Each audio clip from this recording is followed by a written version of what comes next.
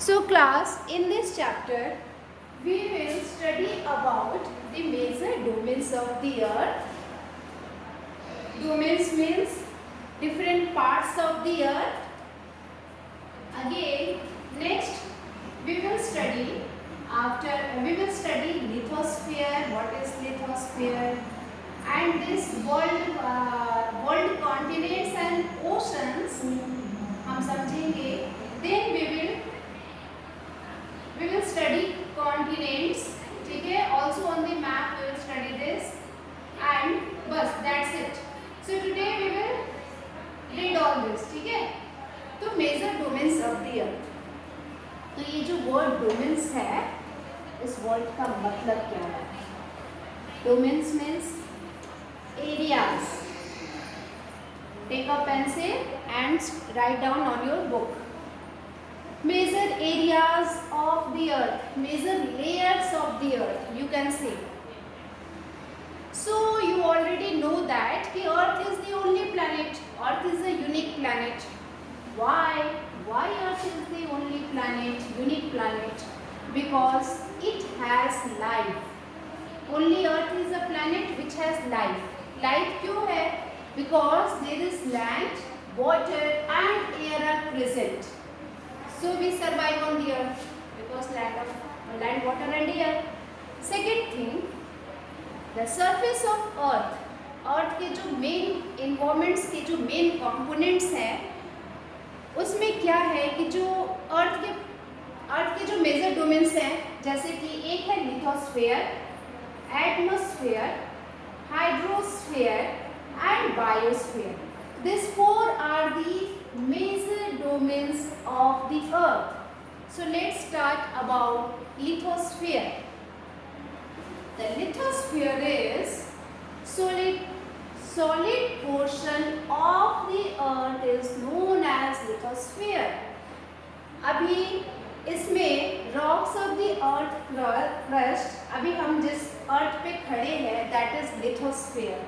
The earth crust, earth का topmost layer and a thin layer of soil contain nutrient animals. So lithosphere क्या है? Lithosphere means solid portion of the earth is known as lithosphere on which we stand, we sit. सारी activities lithosphere पे होती है. Lithosphere में क्या क्या होता है? इसमें रॉक्स होते हैं और लेयर्स ऑफ सॉइल होती हैं. That's it. लिथोस्फीयर को हमने अर्थ सरफेस को हमने अर्थ सरफेस को टू पार्ट्स में डिवीजन कर दिया. Two main division of earth surface. What is this? First is continent, second is ocean basin. What is continent? Continent, the large land masses are known as continent. Continent जो ये land masses है. और ocean क्या है? Water bodies है. Huge water bodies are called oceans. That's it. अभी फिर से नीचे आते हैं. अब ये हमारा है मैप. मैप तो उल्टा है, फिर आप कैसे समझोगे? कोशिश करती हूँ सीधा करने के लिए. सीधा हो गया. Very good. तो इस मैप में हमें क्या देखना है? पहले हम ये समझ लें कि इस मैप में देखना क्या है. The world continents and oceans. अब देखो, ये है एशिया. येलो पार्ट जो है ये पूरा एशिया है. This is all about Asia, जिसमें अपना इंडिया भी है. और ये सब ये एशिया हो गया. क्लियर? आप जानते हैं कि ये 0 डिग्री इक्वेटर है. 0 डिग्री ये जो लाइन जा रही है, dotted line, this is equator line. And equator के ऊपर एशिया है और एशिया का थोड़ा सा पार्ट इक्वेटर के नीचे भी आ रहा है. तो ये अपना कॉन्टिनेंट है जहाँ पे हमारा प्यारा भारत देश है, जहाँ हम लोग रहते हैं. एशिया के बाद जो दूसरे नंबर पे है वो है एशिया के बगल में Europe continent. Third is north America. अगर हम नॉर्दर्न हेमिस्फीयर की बात करें तो ये नॉर्थ अमेरिका आ गया. ठीक है? और नॉर्दर्न हेमिस्फीयर में साउथ अमेरिका का कुछ पार्ट भी आ रहा है. अब नीचे ये साउथ अमेरिका हो गया. फोर्थ इधर अफ्रीका हो गया. आप ये देखेंगे कि कौन कौन से लाइन से कॉन्टिनेंट पास कर रही है. And next that is your Australia, 6th continent, and last one is Antarctica. These are the 7 continents we have. अब ये सारे कॉन्टिनेंट्स एक दूसरे से अलग हैं. कैसे अलग हैं? आप देखो एशिया है, एशिया और ऑस्ट्रेलिया, इनके बीच में जो ये ओशन बॉडी है दैट इज इंडियन ओशन. ये पूरा ब्लू कलर जितना भी है ये सब वाटर बॉडीज है. इंडियन ओशन, ये इंडियन ओशन इंडिया के नीचे है इसलिए इंडियन ओशन. ये पूरा ऑस्ट्रेलिया के नीचे तक. इधर जो ओशन है that is your Pacific ocean. Indian ocean, Pacific ocean. Come to the here, this is your Atlantic ocean. Atlantic ocean, ये पूरा अटलांटिक के बीच में ब्लू कलर जो है, जो Africa, north America, south America के बीच में आ रही है. This is your Atlantic ocean. And after that south America की इस तरफ जो ये ओशन है that is your Pacific ocean. Pacific ocean, आपको पता ही है कि अर्थ इज अराउंड. तो अर्थ को अगर ये जो हमने मैप पे प्लेन शीट पे हमने इसको पूरा खोल के दिखाया है, जब हम इसको यू टर्न करते हैं तो ये पैसिफिक ओशन, ये पैसिफिक ओशन दोनों एक साथ मिलते हैं. तो ये पूरा पैसिफिक ओशन है और इधर इंडियन ओशन, अफ्रीका और साउथ अमेरिका के बीच में Atlantic ocean, north America, Europe और इनके बीच में अटलांटिक ओशन. तो एक Pacific, 2 Indian ocean, 3 Atlantic ocean. एक और ओशन है that is southern ocean, 4th जो अंटार्कटिका के ऊपर है. And 5th is Arctic ocean. This are the 5 kinds of oceans we have. Next,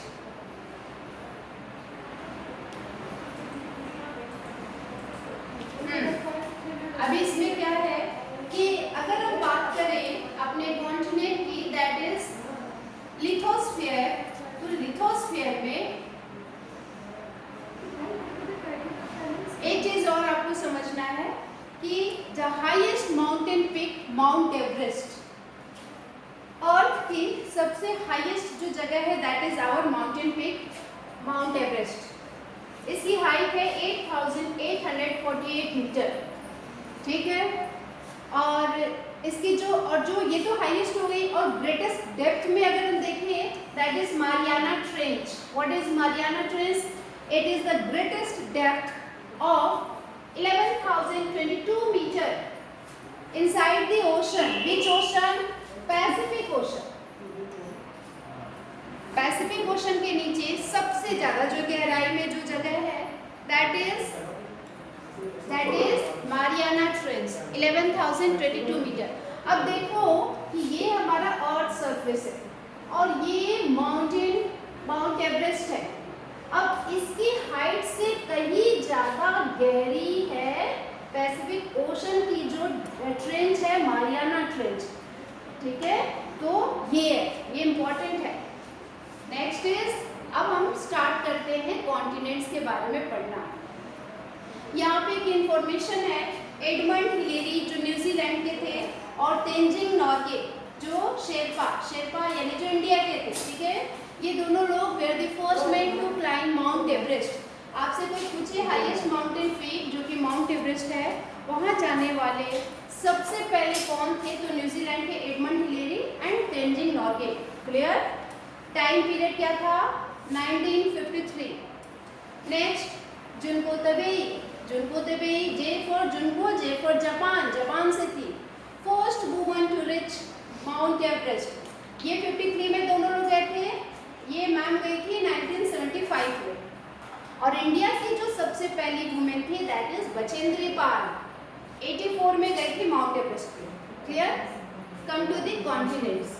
continents की बात करें तो हमारे 7 मेजर कॉन्टिनेंट्स है. अभी मैंने काउंट करके आपको दिखाया. ठीक है.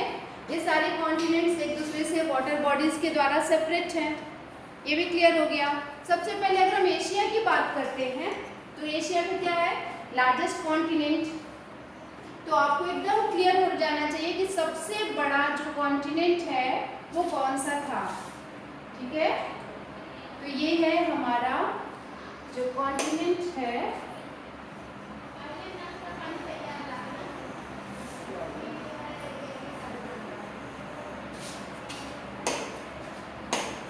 जो हमारा कॉन्टिनेंट है ये एशिया, इसकी जो साइज है सारे कॉन्टिनेंट में सबसे बड़ी है।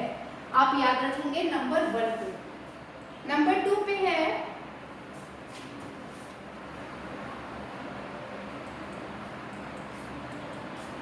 एशिया के बारे में कुछ इंपॉर्टेंट पॉइंट्स क्लियर रख लेना। क्या 1/3 of total population, land area not population, जितना भी लैंड एरिया है वर्ल्ड का उसका 1/3 जो है वो एशिया में आता है। क्लियर? पूरे अर्थ का 1/3 लैंड एरिया एशिया कॉन्टिनेंट में है। आगे ये जो कॉन्टिनेंट है किस हेमिस्फीयर में है? Eastern hemisphere. जैसे ये ग्लोब है, this is globe, this is northern hemisphere, southern hemisphere, और 20 से डिवाइड कर दे तो ये ईस्टर्न और वेस्टर्न, तो एशिया ये है तो ये ईस्टर्न हेमिस्फीयर में हो गया। आगे यहाँ पे जो लैटिट्यूड पास करता है that is Tropic of Cancer. Clear? Tropic of Cancer pass through this continent. तो आपसे क्वेश्चन किया जा सकता है कि which latitude pass through this Asia, that is Tropic of Cancer. Asia Europe से अलग है, वहाँ पे एक माउंटेन है यूराल माउंटेन जो एशिया को यूरोप से अलग करता है। एक बार हम पिक्चर में देख लें।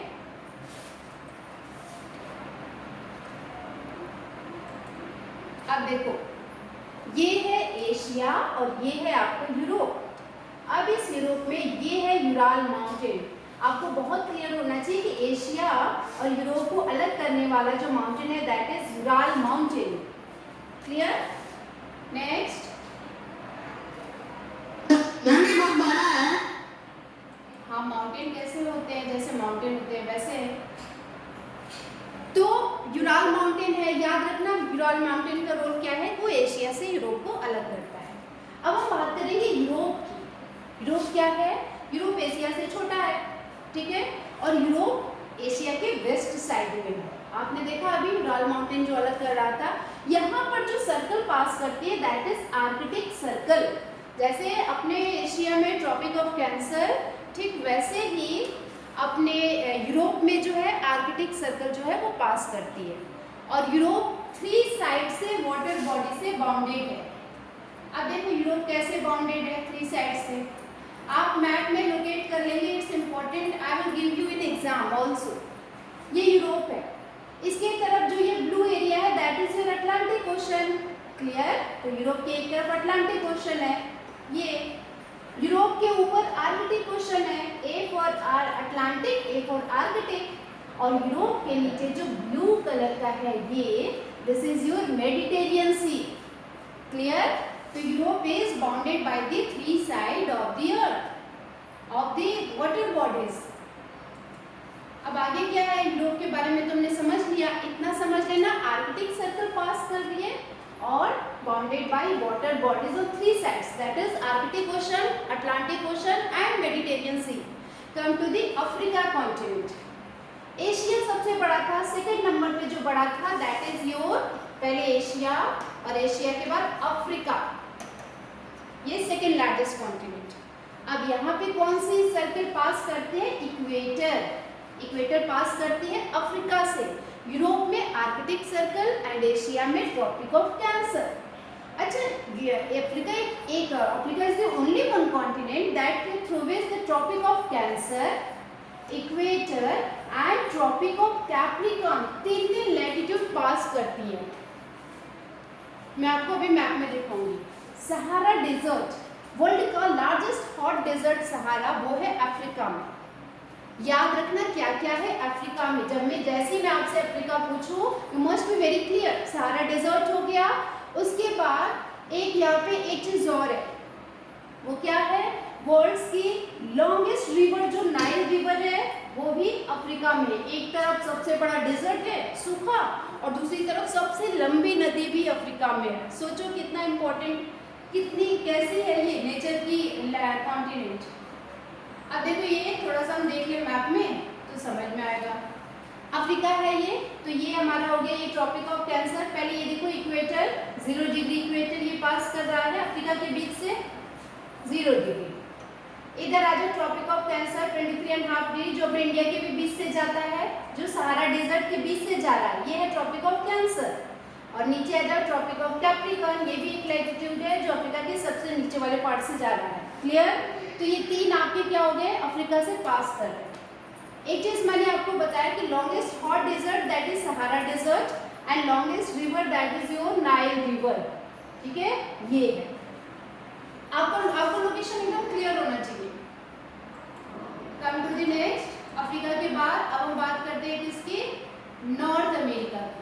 नॉर्थ अमेरिका का क्या है, जो है थर्ड लार्जेस्ट कॉन्टिनेंट। तो एशिया अफ्रीका के बाद ये है नॉर्थ अमेरिका। याद रखना साइज के according. I will give you in homework कि साइज के अकॉर्डिंग आप जो है मैप में, वर्ल्ड के मैप में इनको दिखाओगे कॉन्टिनेंट्स को, और हो सकता है पेपर में भी आ जाए कि सबसे बड़ा कौन है, फिर उसके बाद, फिर उसके बाद। तो नॉर्थ अमेरिका थर्ड लार्जेस्ट हो गया, ठीक है। और उसके बाद एक चीज़ और है, नॉर्थ अमेरिका साउथ अमेरिका से लिंक्ड है। कैसे? एक लैंड है वहाँ पे पतली सी, जिसका नाम है इस्थमस ऑफ पनामा, यानी कि north America. Screen is not visible. Okay, is it visible? No, yes, ma'am. No, ma'am. No, ma'am. No, ma'am. Yes, ma'am. Yes, ma'am. That is clearly visible. No, ma'am. फिर नहीं आ रहा। मुन्ना फिर नहीं आ रहा। Ma'am नहीं आ रहा।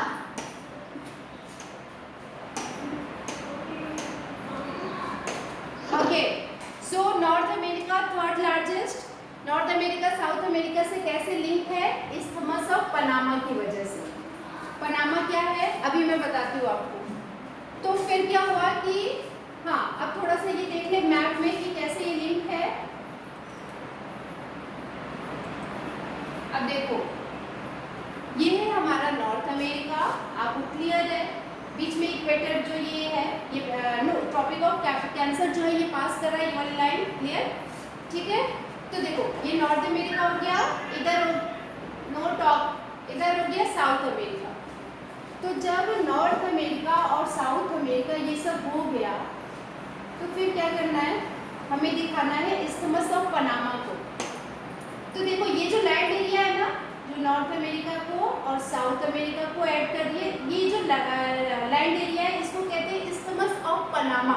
इस्थमस वो land area होता है जब दो अलग अलग कॉन्टिनेंट को ज्वाइन करता है, उसको कहते हैं isthmus. Very important, this is a very important geographical term, learn this. What is isthmus?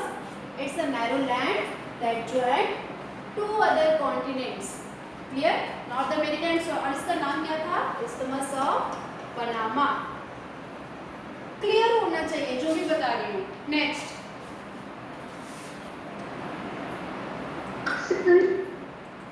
Isthmus of Panama के बाद ये हमने देख लिया नॉर्थ अमेरिका में। Again south America.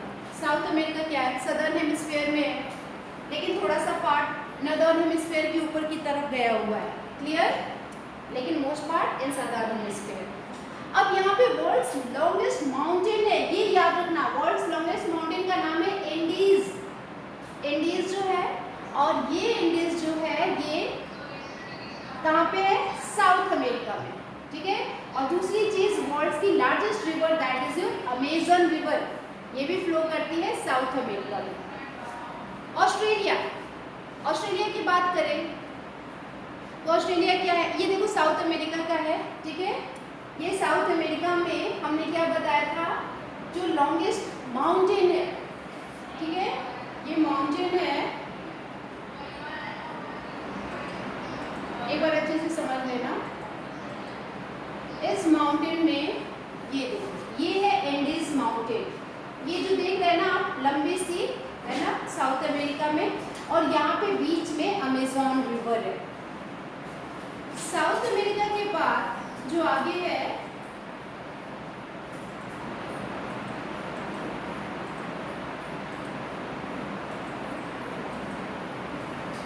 ठीक है,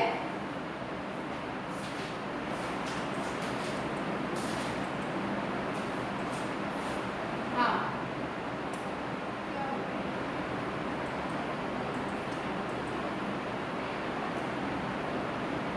ये हुआ साउथ अमेरिका की हमने बात कर ली। माउंटेन और रिवर सबसे बड़ी यहीं पे है। ऑस्ट्रेलिया एक छोटा सा स्मॉलेस्ट कॉन्टिनेंट जो सबसे लास्ट में आता है, ठीक है, ये भी सदर्न हेमिस्फीयर में है।